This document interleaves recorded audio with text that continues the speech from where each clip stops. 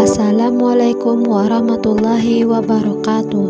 Perkenalkan, nama saya Miftah Rahma dengan NIM 2115040131, kelas Psikologi Islam D. Baiklah, saya akan menjelaskan tentang ragam emosi, yaitu agresi.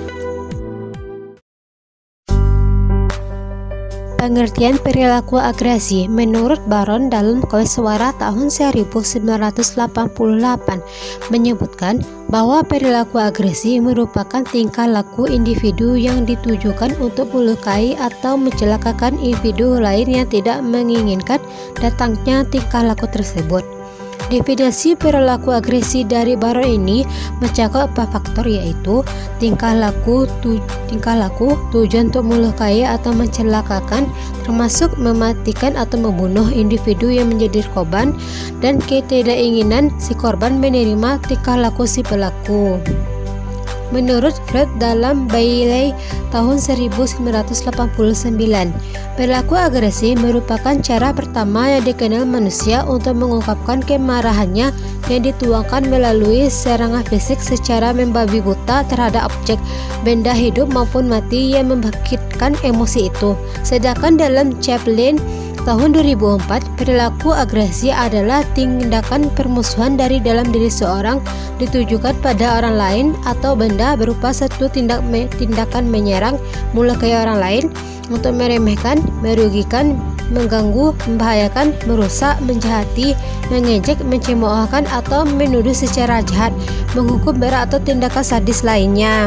Yang terakhir, menurut Sears, Friedman, dan Peplau dalam Sarwono tahun 2005, ada 4 jenis agresi sebagai berikut. Agresi lebih sebagai suatu bentuk perilaku daripada dipandang sebagai emosi, kebutuhan atau motif. Agresi dibatasi sebagai tindakan di mana agresor atau pelakunya mempunyai maksud untuk merugikan atau menyakiti orang lain. Suatu tindakan dipandang sebagai agresif hanya bila tindakan itu merugikan suatu makhluk. Serangan terhadap objek atau benda mati jika merugikan individu atau makhluk hidup lain. Meskipun tidak secara langsung, dapat juga disebut agresi, dan suatu agresi dikatakan terjadi atau diakui kemunculannya hanya jika si korban termotivasi untuk berusaha menghindar dari perlakuan yang dilakukan atau diberikan oleh agresor. Teori agresi. Banyak teori yang dikembangkan oleh para ahli psikologi sosial, tetapi secara global terdapat ilmu pendekatan teori yang umum digunakan dalam disiplin ilmu, yaitu pertama, teori insting. Teori insting adalah teori paling klasik tentang perilaku agresi. Dijelaskan bahwa manusia memiliki insting bawaan secara genetis untuk berperilaku agresi menurut Baron dan Bern tahun 1997. Menurut Robert Baron tahun 1997 menyatakan bahwa agresi merupakan tingkah laku individu yang ditujukan untuk melukai atau mencelakakan individu lain yang tidak menginginkan datangnya tingkah laku tersebut. Dengan demikian, ada 4 unsur dalam agresi. 1. Mempunyai tujuan untuk mencelakakan. 2. Ada individu yang menjadi pelaku. 3. Ada individu yang menjadi korban. 4. Ketidakinginan korban untuk menerima tingkah laku. Kedua, teori frustasi agresi dikemukakan oleh John Dollard dan Neil Miller dalam Berkowitz tahun 1992. Teori ini berpendapat bahwa agresi merupakan hasil dari dorongan untuk mengakhiri keadaan frustasi seseorang sebagai reaksi terhadap peristiwa yang tidak menyenangkan. Dalam hal ini, frustasi adalah kendala-kendala eksternal yang menghalangi perilaku seseorang. Dapat atau tidaknya frustasi menimbulkan reaksi agresi bergantung pada pengaruh variabel perantara.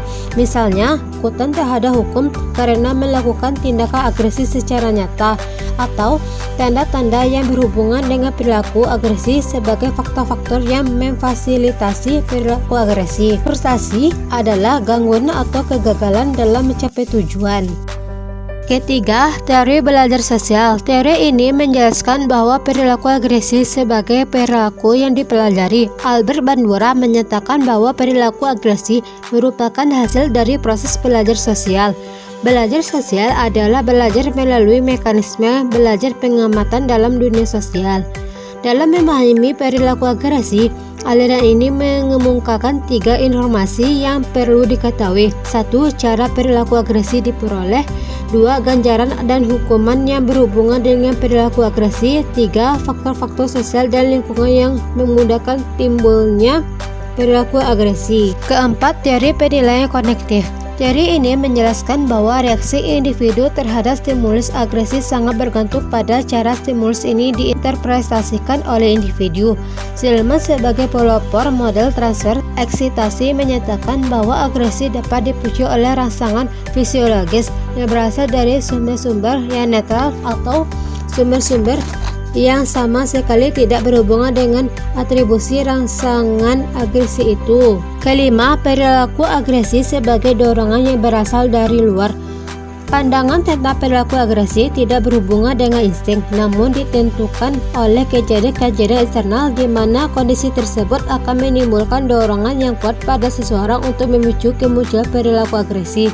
Salah satu teori dari kelompok ini adalah teori frustasi agresi yang dipelopori oleh Dollard dan kawan-kawan dalam Baron dan Baird tahun 2000. Teori ini menyatakan bahwa frustasi menyebabkan berbagai kecenderungan, yang salah satunya adalah kecenderungan agresi, dan agresi timbul karena adanya frustasi. Apabila frustasi meningkat, maka kecenderungan perilaku agresi pun akan meningkat. Perilaku agresi yang berasal dari luar biasanya dikarenakan adanya provokasi langsung. Provokasi adalah tindakan orang lain yang cenderung memicu agresi pada penerimanya. Seringkali karena tindak itu dipersepsi dilatar belakangi oleh intensi yang mengandung kebencian. Agresi seringkali merupakan hasil provokasi atau verbal dari orang lain. Keenam, perilaku agresi sebagai perilaku katarsis. Gagasannya terakhir adalah bahwa perasaan marah dapat dikurangi melalui pengungkapan agresi. Freud menyebutkan ini proses katarsis atau pembersihan. Dalam istilah umum, proses ini mencakup pelepasan energi atau penyingkirannya dari sistem Anda. Inti gagasan katarsis adalah bahwa orang merasa agresi. Tindakan agresi yang dilakukan akan mengurangi intensitas perasaannya. Hal ini pada gilirannya akan mengurangi kemungkinan untuk bertindak agresi. Bentuk perilaku agresi. Menurut Medinus dan Johnson tahun 1976 membagi agresi dalam beberapa tipe berdasarkan bentuk dan tindakannya. 1. Agresi menyerang secara fisik, misalnya memukul, mendorong, melukai, menendang, menggigit, dan merampas. 2. Agresi menyerang suatu objek, benda mati atau binatang. 3. Agresi menyerang secara verbal, yaitu memburu-burukan orang lain, memarahi, mengancam, dan menuntut. 4. Agresi yang melanggar hak milik atau menyerang benda milik orang lain. Menurut Moyer tahun 1971 sebagai berikut. 1.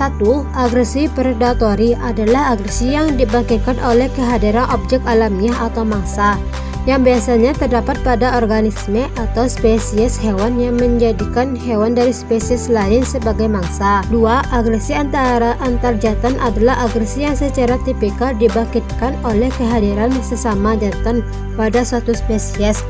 3. Agresi ketakutan adalah agresi yang dibangkitkan oleh tertutupnya kesempatan untuk menghindari dari ancaman. 4. Agresi tersinggung atau kemarahan, respon menyerang munculnya terhadap stimulus yang luas tanpa harus memilih sasaran, baik berupa objek hidup maupun mati. 5. Agresi pertahanan atau teritorial adalah agresi yang dilakukan oleh organisme dalam rangka mempertahankan daerah kekuasaannya dari ancaman atau gangguan dari anggota spesiesnya sendiri. 6. Agresi maternal adalah agresi yang secara spesifik pada spesies atau organisme betina atau induk yang dilakukan dalam upaya melindungi anak-anaknya dari berbagai ancaman. 7. Agresi instrumen adalah agresi yang dipelajari, diperkuat, dan dilakukan untuk mencapai tujuan-tujuan tertentu. 8. Agresi emosional. Dalam hal ini, agresor didorong oleh suatu reaksi biologis dan motorik yang hebat dalam dirinya, suatu dorongan yang meletupkan usaha untuk menyakiti sasaran. Menurut Baron dan Richardson dalam Semin dan Faidel tahun 1996 definisikan perilaku agresi sebagai bentuk perilaku yang diarahkan untuk tujuan merugikan, merusak, melukai, dan berbuat jahat pada makhluk hidup, padahal makhluk hidup tersebut sebenarnya tidak ingin mendapatkan perilaku seperti itu. Menurut Lopa dalam Wiyadi tahun 1951 bahwa menurutnya agresi dapat dikelompokkan dalam berbagai tipe, yaitu 1.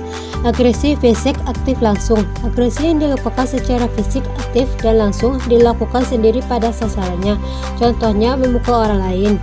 2. Agresi fisik aktif tidak langsung. Agresi yang dilakukan secara fisik aktif namun tidak langsung pada sasaran, melainkan dengan menggunakan media tertentu, contohnya menyuruh orang lain untuk memukul. 3. Agresi verbal aktif langsung. Agresi yang dilakukan secara verbal aktif dan langsung dilakukan sendiri pada sasaran. 4. Agresi verbal aktif tidak langsung. Agresi yang dilakukan secara verbal aktif namun tidak dilakukan sendiri secara langsung pada sasaran, contohnya menggosip yang dilakukan secara fisik. 5. Agresi fisik pasif dan langsung dilakukan sendiri, contohnya melakukan demonstrasi. 6.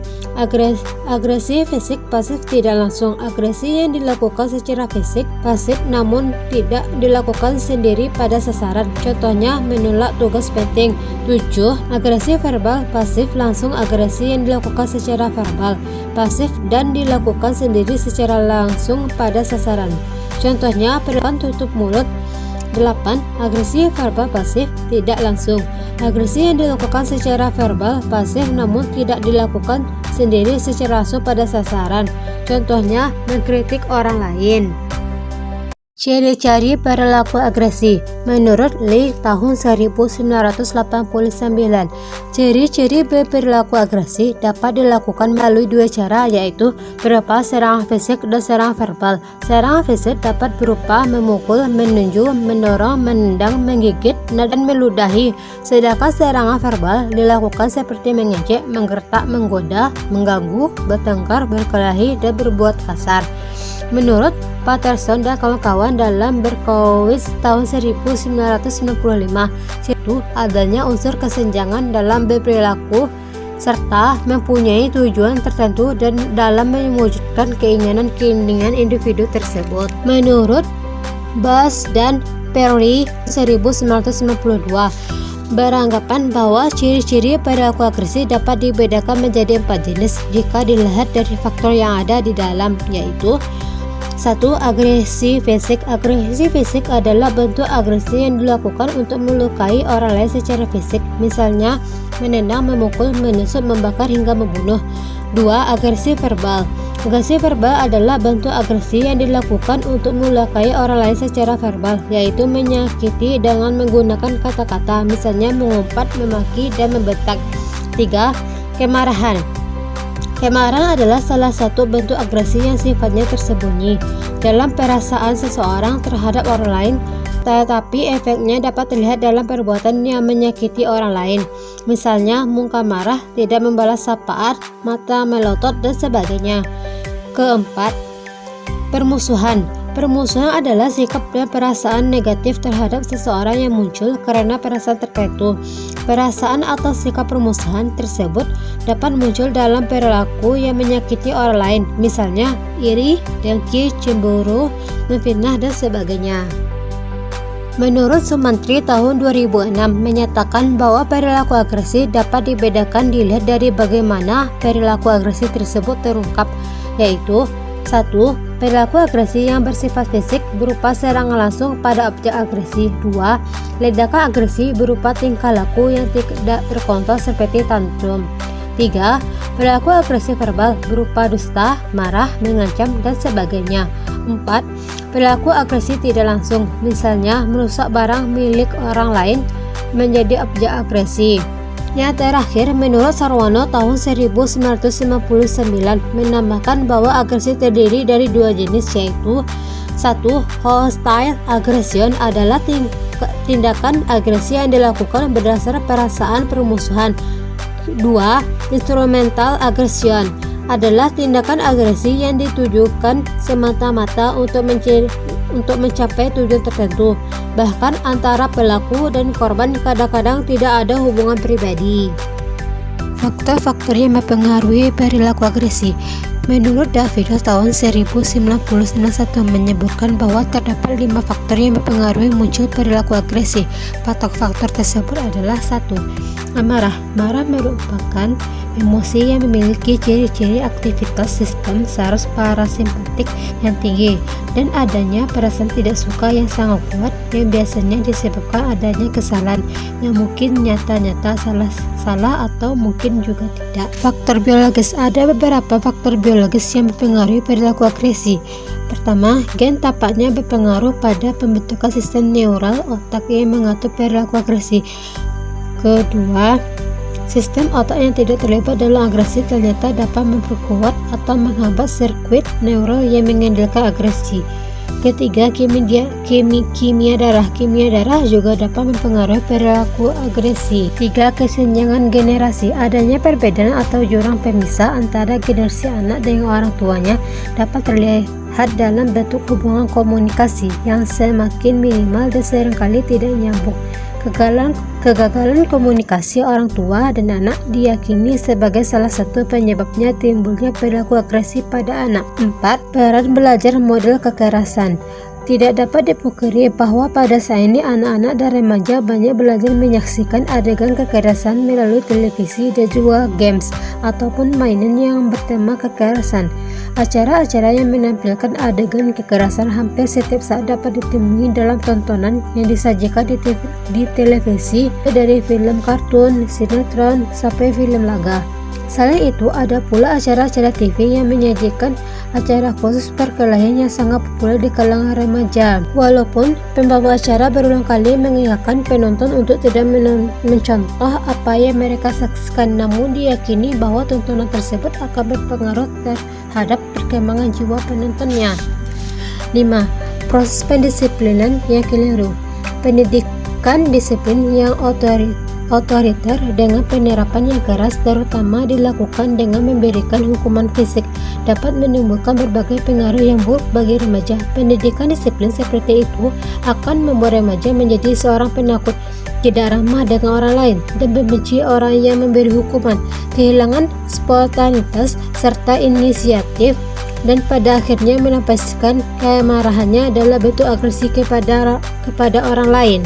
Menurut Quezada tahun 1988, faktor-faktor yang menjadi pencetus kemunculan perilaku agresi yaitu 1. Frustasi. Yang dimaksud dengan frustasi itu sendiri adalah situasi di mana individu terhambat atau gagal dalam usaha mencapai tujuan tertentu yang diinginkan atau mengalami hambatan untuk bebas bertindak dalam rangka mencapai tujuan. 2. Stres merupakan reaksi respon atau adaptasi psikologis terhadap stimulus eksternal dan perubahan lingkungan. Ketiga, individuasi. Individuasi merupakan satu keadaan di mana ciri-ciri karakteristik orang tidak diketahui. 4. Kekuasaan dan kepatuhan. Kekuasaan menjadi pencetus terjadinya perilaku agresi karena kekuasaan seseorang atau sekelompok orang memiliki kemampuan untuk mempengaruhi dan mengendalikan tingkah laku orang lain dan merealisasikan segenap keinginannya. Sedangkan kepatuhan menjadi pencetus terjadinya perilaku agresi karena dalam situasi kepatuhan individu kehilangan tanggung jawab atas tindakan-tindakannya serta meletakkan tanggung jawab pada penguasa. 5. Efek senjata. Senjata memainkan peran dalam terjadinya perilaku agresi, tidak saja karena fungsinya mengefektifkan dan mengefisienkan pelaksanaan agresi, tetapi juga karena efek kehadirannya. 6. Provokasi. Provokasi dapat mencetuskan perilaku agresi karena provokasi itu oleh pelaku agresi dilihat sebagai ancaman yang harus dihadapi dengan respon agresi untuk meniadakan bahaya yang diisyaratkan oleh ancaman itu. Ketujuh, alkohol. Terdapat dugaan bahwa alkohol berpengaruh mengarahkan individu kepada perilaku agresi dan alkohol dapat melemahkan kendali diri dan melemahkan aktivitas sistem saraf pusat. 8. Suhu udara. Suhu udara yang tinggi akan mempengaruhi naiknya kadar agresi seseorang. Contohnya saja pada musim panas terjadi lebih banyak tingkah laku agresi karena pada musim panas hari-hari lebih panjang serta individu memiliki keleluasaan bertindak yang lebih besar ketimbang musim-musim lain. Baik, hanya itu saja yang dapat saya jelaskan. Bila ada kesalahan atau kekurangan mohon dimaafkan. Terima kasih. Wassalamualaikum warahmatullahi wabarakatuh.